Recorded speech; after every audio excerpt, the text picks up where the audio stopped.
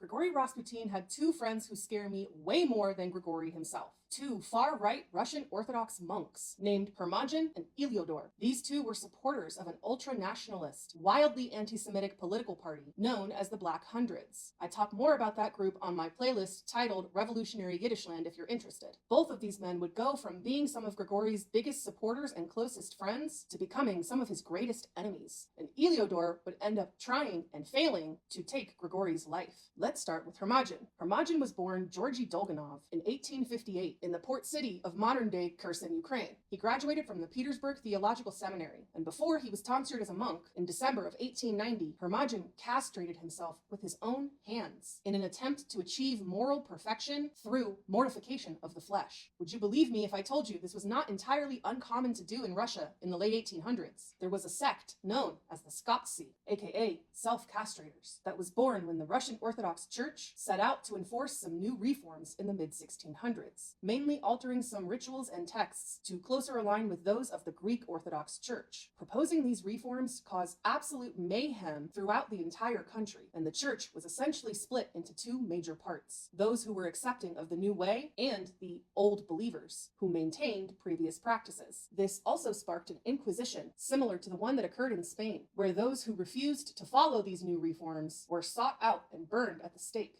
There were also major protests in response to these new rules, the most popular of which was to self-immolate. By the end of the 17th century, over 20,000 Russians took their lives in this way. I'm serious, there are chapters in this book that read exactly like a horror novel. This divide in the church became known as the Schism, and because the Russian Orthodox Church was the most popular religion in Russia by a long shot, this chaos also resulted in the formation of several very strange, highly secretive sects, one of which was known as the Skoptsi. The Skoptsi believed that by castrating oneself, one could be purified of all desire. And despite how wild it sounds, this religion actually took off, and some of its members, such as Kondraty Selivanov, even became relatively famous. Members of the Russian aristocracy in the early 1800s began to believe that the drastic measures that the Skoptsi took gave them extra wisdom or even clairvoyance. It is even said that Tsar Alexander I consulted with Selivanov before he was to engage in battle with the French madman and my personal arch-nemesis, Napoleon.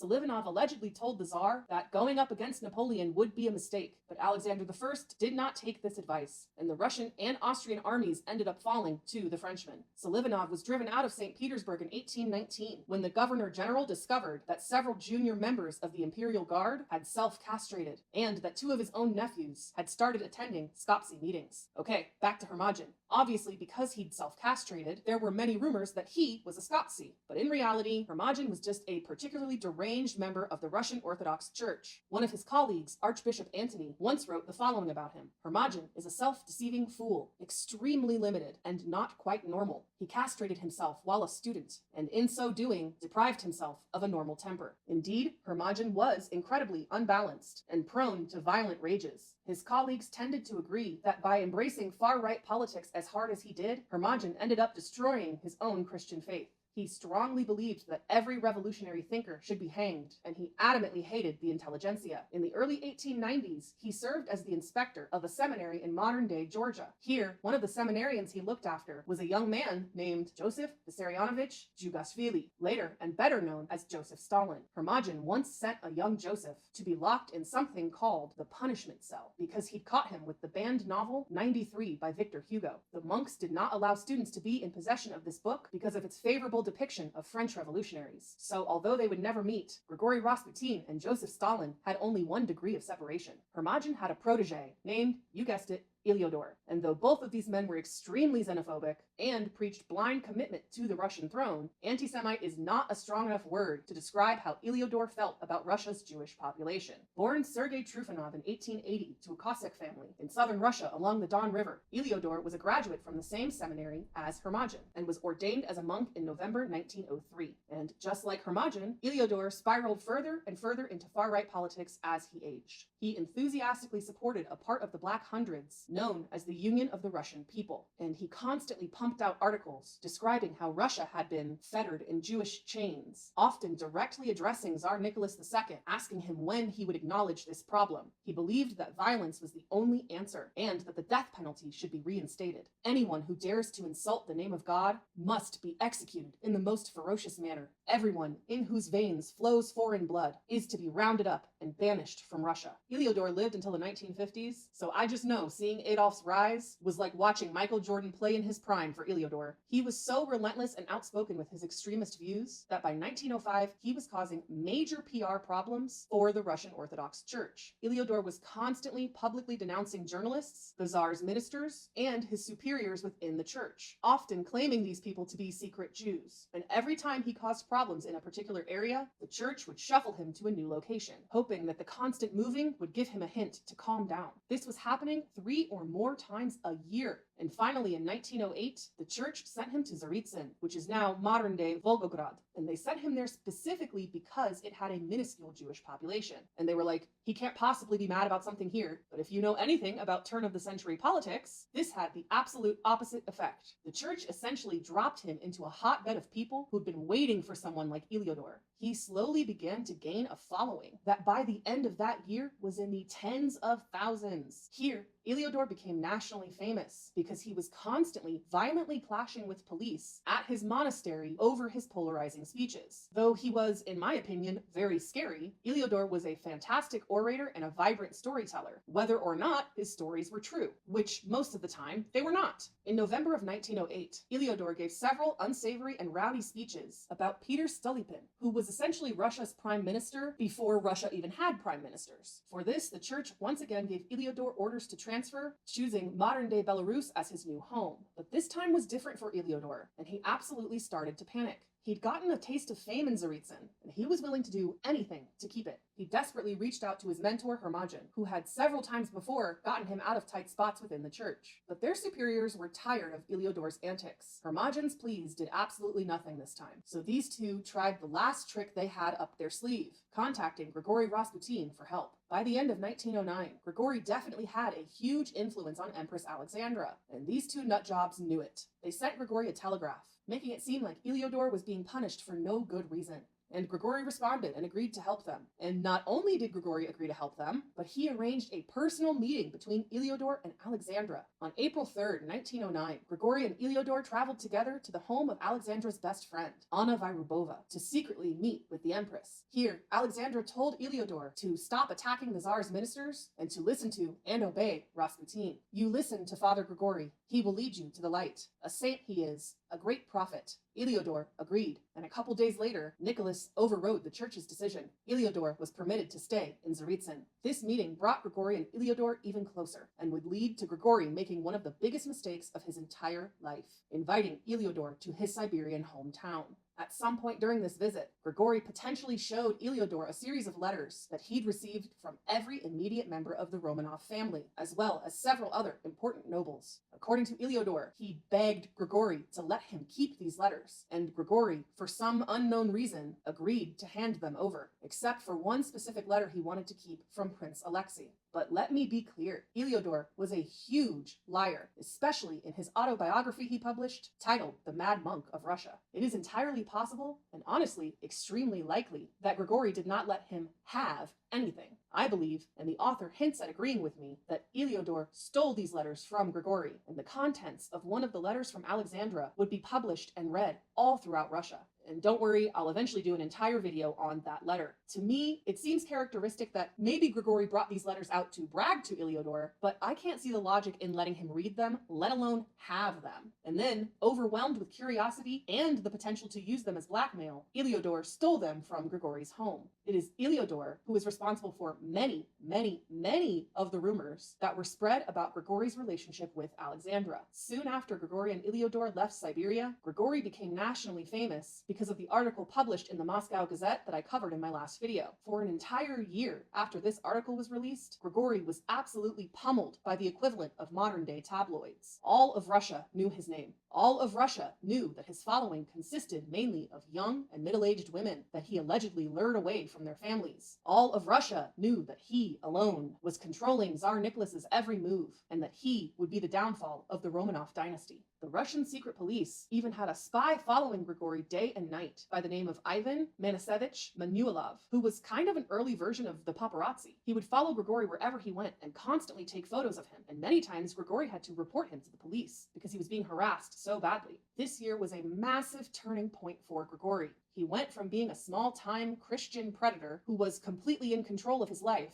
to a victim of the press and of the royal family. Yes, it is true that Grigory initially made an effort to enter the good graces of Nicholas and Alexandra, but by the end of 1910, he was their subject who was being summoned by them. Although it is true that he was privileged because he was favored by them, especially Alexandra, it is also true that he was at their beck and call. So by the time all of Russia was calling for his removal from the capital, Grigory literally could not leave. Several officials tried to intimidate him into leaving, and over again he had to be like, hey, what don't you understand? I am being summoned to the palace. I don't know what you want me to tell you. Because of Alexei's hemophilia, Grigory was essentially always on call, as the Empress believed that her prayer power, plus that of Grigory's prayers, were what was keeping her disabled son alive. Alexandra had a real reason to fear her son's illness. The genetic disorder that Alexei had inherited was rampant in her family, passed down from her maternal grandmother, Queen Victoria. Alexandra had an older brother, Frederick, who'd died when he was only 3 from a minor fall, and her nephew, Prince Henry of Prussia, also perished at only 4 years old because he'd been born with it. In the early 1900s, there was nothing at all that doctors could do for this condition. And for whatever reason, Alexandra plus Grigory equaled keeping Alexei alive in her mind. Did he have a good relationship with them? Yes. Could he up and leave to Siberia and never see them again? Not really. He was in a complicated position. So after an entire year of being hounded by the press, the state, and the police to leave the capital, Grigory decided a sabbatical was much needed. On February 13th, 1911, Grigory left on a trip funded by the throne to venture to the Holy Land itself, Palestine. This was an absolutely life-changing trip for Grigory, and when he returned, he began advocating for programs that would allow other, poorer Russian Orthodox followers to be able to afford taking the same journey. Literally the only time I've laughed while reading this very serious book was because of a letter that Grigory sent from Palestine to one of his friends that read simply, "The Jewesses here are especially pretty." He just had to send that text message off to let his buddy know Jerusalem was poppin'. This leads me to the question some of you might be wondering, was Grigory himself an anti-Semite or a Russian nationalist? And the answer is, it's complicated. There are times in this book where he seems like he absolutely was one, like in late August of 1911, when he was encouraging Nicholas to meet with the far-right group, the Black Hundreds. And he mentioned them in an article he published titled, "Great Days of Celebration in Kiev." It reads, "These circles, meaning groups like the Black Hundreds, are necessary as protection from the Jews. There should be as many circles as possible. And then the Yids won't even dream about asking for equality." And in his letter to the Romanovs from February 18th, 1912, that reads, "How strong the devil is getting, may he be condemned. And the state serves him. There are many revolutionaries and Jews there."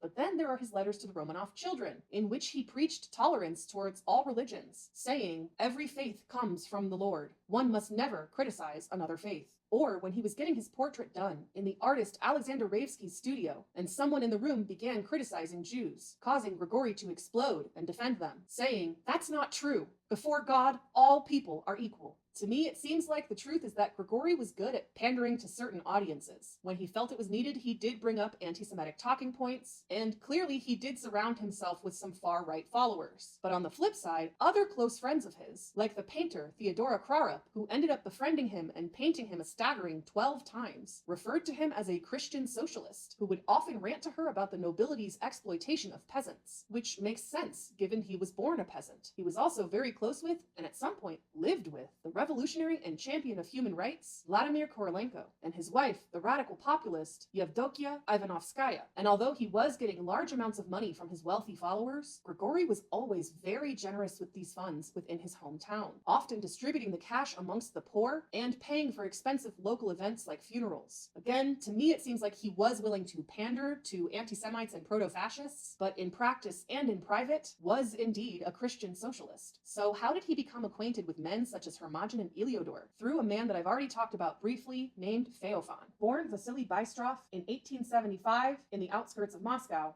Feofan also attended the same seminary as Iliodor and Hermogen, and he was also ordained as a monk within the church. Feofan was one of Grigory's earliest friends in St. Petersburg, and he had a fantastic reputation all throughout the capital as an honest and pious man, even amongst those who were highly critical of the church. It was through Feofan that Grigory began gaining notoriety throughout the capital, as Feofan frequented many very exclusive aristocratic salons. It was Feofan who introduced Grigory to the Black Princesses of Montenegro, as he was already Princess Militsa's personal confessor, and it was Militsa who would introduce Nicholas and Alexandra to Grigory over tea on November 1st, 1905. And for all of these high society introductions, Grigory did repay Feofan. He praised the monk to his new friend, Empress Alexandra, and like Militsa, Nicholas and Alexandra would make Feofan into their own personal confessor for years. And they did this just 1 week after becoming acquainted with Grigory. But the Romanovs were not the only people that Feofan served. Feofan was the personal confessor of many others, both inside and outside of the palace, and women in particular seemed to feel very comfortable with speaking with Feofan. Out of all the men mentioned in this video, I do believe Feofan cared about women as people and truly cared for the Christians who sought his counsel. And around 4 years into Feofan's friendship with Grigory, some of his female confessors began to tell Feofan the type of man that Grigory truly was. Feofan had admittedly seen some strange and inappropriate behavior, at least in his eyes, from his friend Grigory throughout the years, such as kissing women and stroking their hands. But because it was so overt and outward, Feofan kind of looked the other way as he assumed it was consensual. Feofan himself was so devoted to his faith that he would not even shake a woman's hand, nor would he share a train compartment with them. But ultimately, all of Grigory's followers were members of the Russian Orthodox Church, just as Grigory himself was. So all of his followers still had personal confessors. And in 1909, so about 6 months before Grigory skyrocketed into fame, Feofan learned that Grigory had been instructing his followers not to confess to Feofan the sin of adultery, saying that the clergyman would not understand, and that it would only upset him.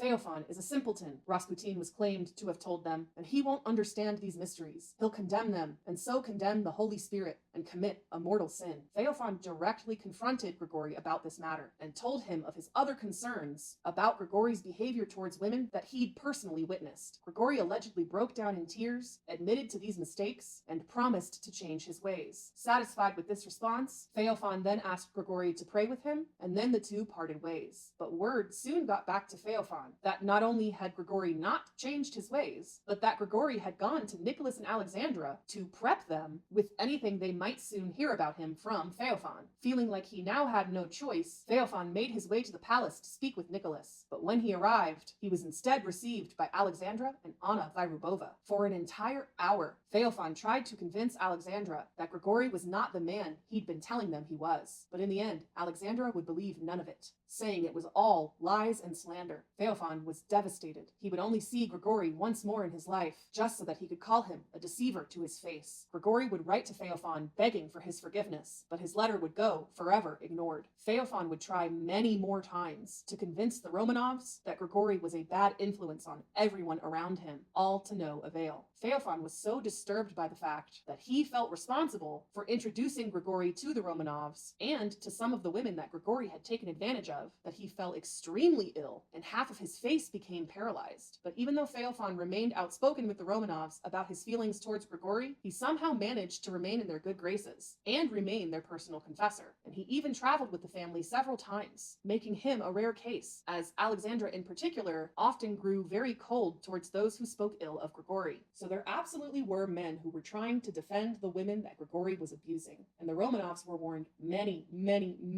countless, endless amounts of times about who he was. But again, because of Alexei, Alexandra simply didn't care. And it's a classic case of, well, he's never done that to me. Why should I believe he did it to you? Well, because you're the Empress of Russia. Let's start there. Perhaps that's why Grigory didn't try any of these tricks on you in particular. In my next video, I'll be discussing pre-World War I Russia and how Grigory Rasputin was one of the loudest and most influential anti-war voices in the entire country. I learned all of this in this book, Rasputin by Douglas Smith. And as always, thank you so much for watching.